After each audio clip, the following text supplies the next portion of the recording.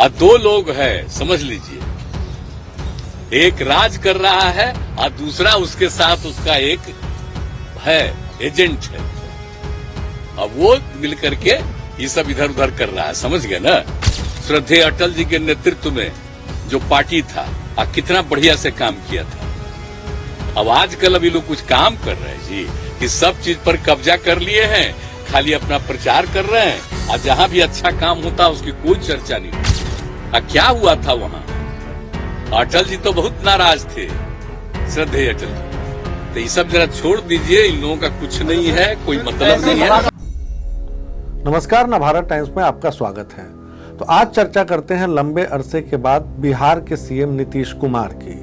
जी हाँ, नीतीश कुमार जो अभी बिहार में हुए दंगों के बाद आज उन्होंने चुप्पी तोड़ी है और उनकी क्या भूमिका रही दरअसल इस पूरे दंगे में, इस पर हम आज चर्चा करेंगे। तो नीतीश कुमार की जो पूरी राजनीति है, उसकी जो थ्योरी है वो 3C के इर्द गिर्द घूमती रही है। 3C मतलब कैट, आपने सही समझा। वही 3C जिसके बूते नीतीश कुमार कभी राजनीति में छक्के लगाते थे, अब वही 3C उनको क्लीन बोल्ड करने पर आमादा है। जिम्मेदार वो खुद हैं। आप समझ गए होंगे, ये 3C है कम्युनलिज्म, करप्शन और क्राइम, जिससे बिहार के सीएम दावा करते आए हैं कि वो कभी समझौता नहीं करते इन 3C से। इसी के सहारे वो कुर्सी कुमार की छवि को भी काटने की कोशिश करते हैं। मतलब जब कोई कहता है कि अरे आप तो कुर्सी कुमार हैं, यानी पलटमार पॉलिटिक्स को कभी भ्रष्टाचार तो कभी सांप्रदायिकता के नाम पर जायज ठहराने की पॉलिटिक्स। लेकिन इसकी भी तो एक्सपायरी डेट होती है, तो वो टाइम आ गया है। आज जब बिहार की हवा में दंगों की महक फैली हुई है, तब नीतीश कुमार लाचारी का लबादा ओढ़े हाजिर होते हैं पटना में। और तीनों C से समझौता कर चुके नीतीश के पास अब कोई रास्ता दरअसल बचा नहीं है। जिन गलियों से होकर वो सत्ता शिखर तक पहुंचे हैं, वहां का दरवाजा बंद हो चुका है। अमित शाह भरी सभा में ये ऐलान कर चुके हैं। अब जो रास्ता उन्होंने खोला है, वहां करप्शन वाला C उनकी तेजी बिगाड़ रहा है, माने नीतीश की तेजी। बिहार में क्राइम वाले C की हालत तो पहले से आप जानते हैं। कत्ल, लूट और अपहरण के पुलिसिया रिकॉर्ड से आपको इसका आंकड़ा भी पता चल जाएगा। और दिन ब दिन जो खबरें आती हैं वो इसके लिए पर्याप्त है, आंकड़े देखने की जरूरत नहीं है। लेकिन हम आज जो चर्चा करते हैं उसको वो तीसरा वाला C यानी कम्युनलिज्म, उसी पर फोकस करते हैं। नीतीश कुमार का गृह जिला नालंदा और सासाराम दंगों की आग में झुलसा हुआ है, हम सबको पता है। जब पटना में पत्रकारों ने नीतीश कुमार से पूछा तो उन्होंने इसके लिए भाजपा के शीर्ष नेतृत्व को जिम्मेदार ठहराया, बिना नाम लिए। पहले सुन लीजिए कि वो क्या कहते हैं।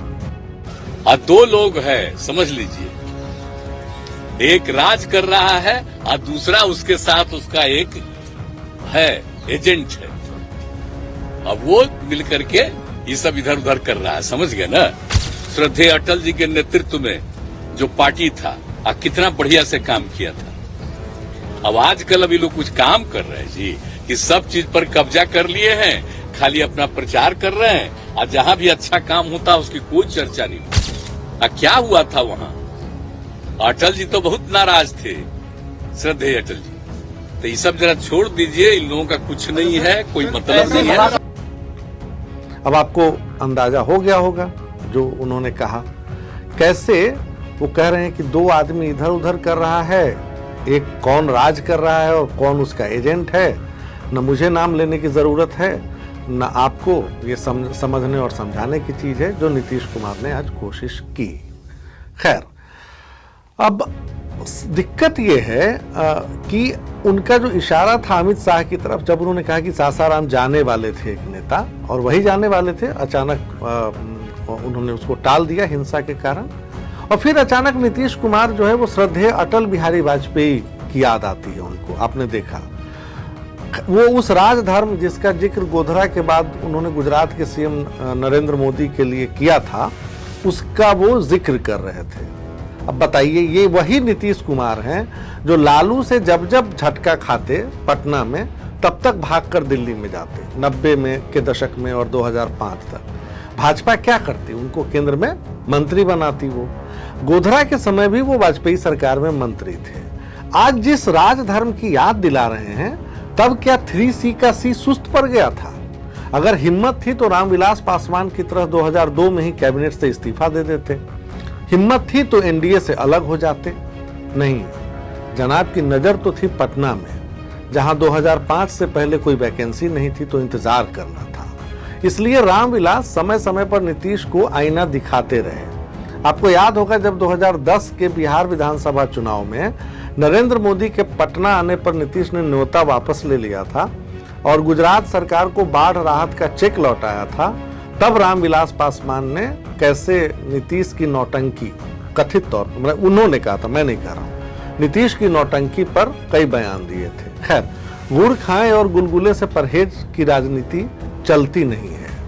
नीतीश कुमार जी, जिस मोदी के नाम पर आप 2013 में एनडीए से अलग हुए, तब क्या हुआ था?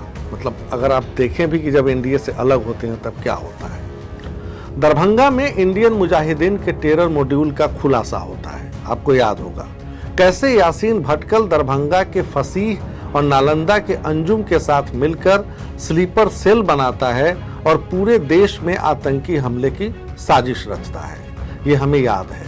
किसी ने सोचा नहीं था कि बुद्ध की धरती पर आतंकी संगठन जमीन के भीतर ही भीतर अपना संगठन बनाएंगे। भटकल और अख्तर नेपाल से बिहार, बिहार से नेपाल करते रहे।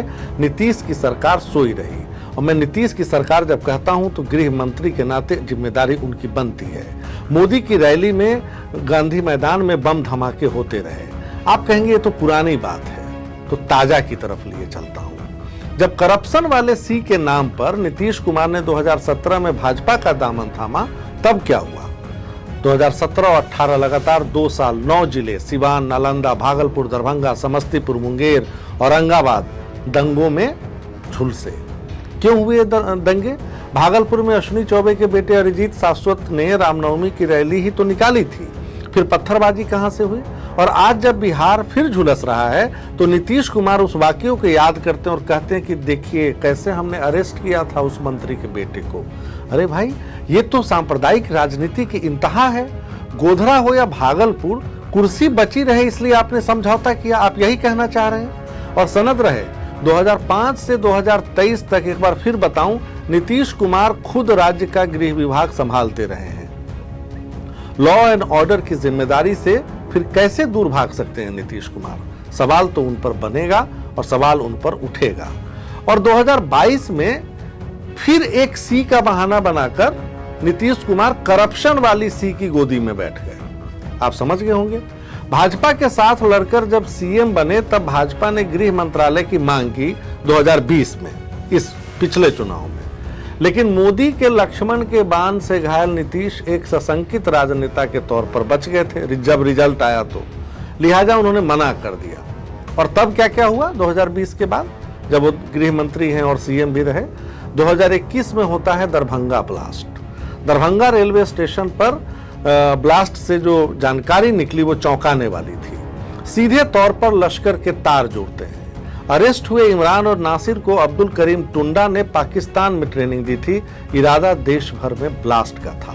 और तार कहां जुड़ता है? दरभंगा।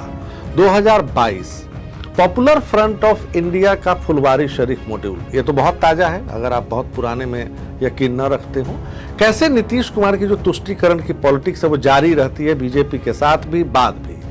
बेतिया के मौलवी असगर अली, झारखंड से आए मोहम्मद जलालुद्दीन और अतहर परवेज ने पीएम मोदी की रैली में हमले की साजिश रची थी। जो सबूत हाथ लगे फुलवारी शरीफ में वो दिल दहलाने वाले थे। गजबाए हिंद के मकसद को कामयाबी दिलाने की रणनीति पटना में बनाई जा रही थी। ये ट्रेनिंग दी जा रही थी कि अगर मुसलमानों की जनसंख्या का 10% एकजुट हो जाए तो डरपोक बहुसंख्यकों को हराया जा सकता है। ये हो रहा था नीतीश कुमार की नाक के नीचे, सीएम हाउस से महज कुछ किलोमीटर की दूरी पर। आइए कटिहार मॉड्यूल पे। आपने देखी होगी खबरें कि कैसे कटिहार से लगातार बांग्लादेश और अफगानिस्तान के नागरिक पकड़े गए हैं। क्या कर रहे थे? फेक करेंसी की डील कर रहे थे। फेक करेंसी जो एक तरह का जिहाद है, फिनेंशियल जिहाद, भारत के खिलाफ आईएसआई ने छेड़ा हुआ है। खैर, अब सवाल उठता है कि बिहार के गृह मंत्री नीतीश कुमार क्या कर रहे हैं? ठीक है, तेजस्वी ने चांप चढ़ा दिया है और वो फंस गए हैं, लेकिन बिहार को आतंकवाद की सुलगती आंच पर बिठाने की जिम्मेदारी से वो कैसे बच सकते हैं? सांप्रदायिकता के नाम पर अपना वजूद बचाए रखने की राजनीति करने वाले नीतीश कुमार तुष्टीकरण की लालू और कांग्रेस की नीति पर चल पड़े हैं। और नालंदा सासाराम से महीने भर पहले क्या चल रहा था खेल? ये तो दंगे आज हो रहे हैं, 1 महीने पहले से क्या हो रहा था बिहार में? कोई रामचरितमानस और मर्यादा पुरुषोत्तम राम को अपमानित करने चलेगा? विधानसभा में बार बार राम के नाम पर टिप्पणी की जाएगी, रामचरितमानस को कूड़ा साबित किया जाएगा और ये नीतीश कुमार स्वीकार करेंगे? ये कैसी राजनीति है? ऊपर से अपने विभाग से ऑर्डर निकालते हैं। इसी 17 मार्च को रमजान के महीने में मुस्लिम सेवकों के नाम पत्र होता है जारी और ये कहा जाता है कि वो 1 घंटा ऑफिस देर से आ सकते हैं और 1 घंटा पहले जा सकते हैं। ये हो रहा है बिहार में। कभी आपने सुना है कि नवरात्र के मौके पर हिंदुओं को ऐसी आजादी मिली हो या चिट्ठी जारी हुई हो? यही कुर्सी कुमार का राजधर्म है। तुष्टीकरण के नाम पर दंगाइयों को चारा देने वाले नीतीश कुमार किस मुंह से मोदी और शाह को जिम्मेदार ठहरा रहे हैं? आपसे बेहतर तो लालू थे। सत्ता में आते ही उनके भी एक दंगा हुआ था, आपको याद होगा, सीतामढ़ी में। फिर मैं पुरानी तरफ ले चलता हूं, थोड़ा पर्सपेक्टिव मिलेगा। साल 1992 का था। अब संजोग देखिए, बरबोले लालू ने भी नारा दिया था जब वो 90 में सीएम बने थे कि बिहार के मुसलमानों की जिम्मेदारी यादवों की है, बचाने की जिम्मेदारी। एक मुसलमान को बचाने के लिए 10 यादव कुर्बान हो जाएं तो कोई बात नहीं। और जब दंगे हुए तो यादव बनाम मुसलमान। दुर्गा पूजा का मौका था। मूर्ति विसर्जन के दौरान सांसद नवल किशोर राय और विधायक शाहिद अली खान के समर्थकों के बीच झड़प होती है सीतामढ़ी में, जिसमें 37 लोग मारे जाते हैं। वो इतना विकराल रूप ले लेती है। लेकिन लालू ने एक काम किया, उन्होंने पटना छोड़ा, सीतामढ़ी को ही अपना घर बना लिया। तब तक वहीं डटे रहे जब तक कि आग ठंडी नहीं पड़ गई। और एक उनके यार नीतीश कुमार हैं जो दंगे के धुएं के बीच इफ्तार पार्टी में विजय चौधरी की प्लेट से चटकारे ले रहे थे और नेपथ्य में लाल किले की तस्वीर थी। तो अब बिहार की जनता ये बताएगी कि किस सी की बिना पर लाल किले की प्राचीर से झंडा फहराने की हसरत वो पूरी करने वाले हैं। आज के लिए इतना ही। शुक्रवार को फिर मिलूंगा, तब तक के लिए नमस्कार।